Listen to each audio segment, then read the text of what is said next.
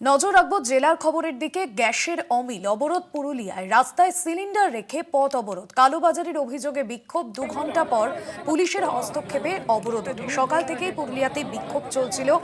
এলাকাবাসীরা তারা দীর্ঘক্ষণ বিক্ষোভ দেখাচ্ছিলেন এবং বিভিন্ন জায়গায় দেখা গিয়েছে যে গ্রাহকরা সকাল থেকে দাঁড়িয়েও তারা সিলিন্ডার পাননি এবং এলপিজি যারা গ্রাহকরা তারা দীর্ঘক্ষণ বিক্ষোভ দেখিয়েছেন।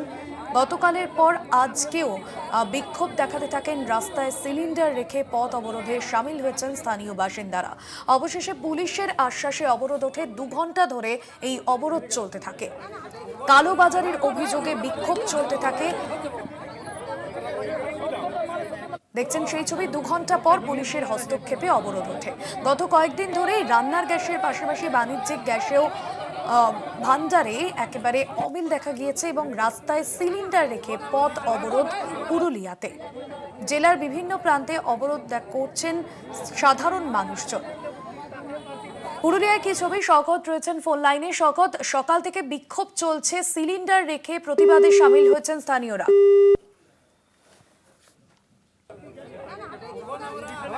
সম্ভবত যোগাযোগ বিচ্ছিন্ন হয়েছে। যে ছবি দেখছেন, দীর্ঘক্ষণ ধরে পথ অবরোধে সামিল হন সেখানকার স্থানীয় মানুষজন এবং পথ অবরোধ চলতে থাকায় যানজট পরিস্থিতি তৈরি হয়। রাস্তার ওপরে সিলিন্ডার রেখে প্রতিবাদে সামিল হয়েছেন স্থানীয় মানুষজন। গ্যাস বুকিং করেও তারা গ্যাস পাচ্ছেন না নির্দিষ্ট সময়।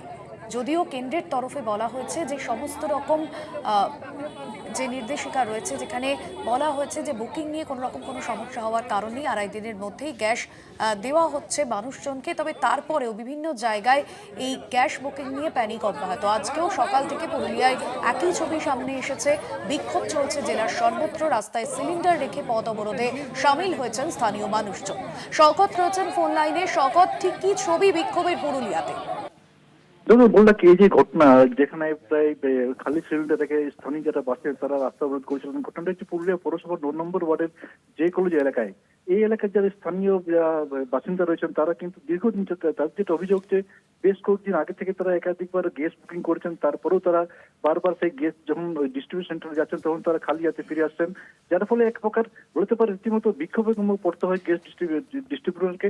এবং একাধিকবার তারা অনলাইন আবেদন করার পরেও কিন্তু দেখা যাচ্ছে যে তারা গ্যাস পাচ্ছেন না এবং অনেক সময় তারা অনলাইন বুকিং করতে পারছেন না। তাই তারা একাধিক গ্যাস ডিস্ট্রিবিউশন সেন্টার যাচ্ছেন এবং তারা সেখানে গ্যাস না পেয়ে ফিরে যাচ্ছে।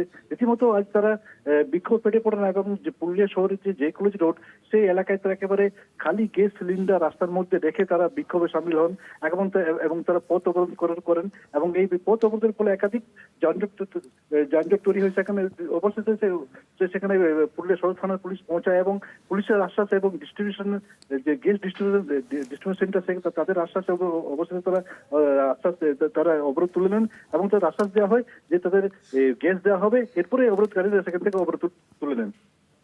ধন্যবাদ শওকত।